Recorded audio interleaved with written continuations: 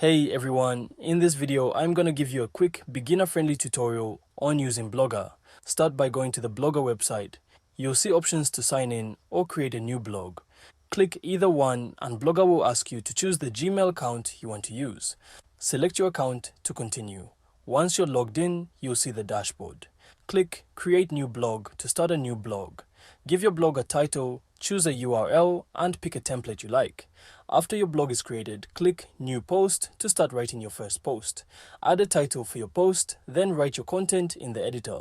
You can format text, add images, and include links easily using the toolbar. When your post is ready, click Publish to make it live. You can also save drafts to edit later or preview posts before publishing. Use the dashboard to manage posts, customize the layout, and check stats. And that's it. That's a beginner's guide to Blogger. We have plenty more tutorials just like this, so if you found this helpful, make sure to leave a like, subscribe, and I'll see you in the next one.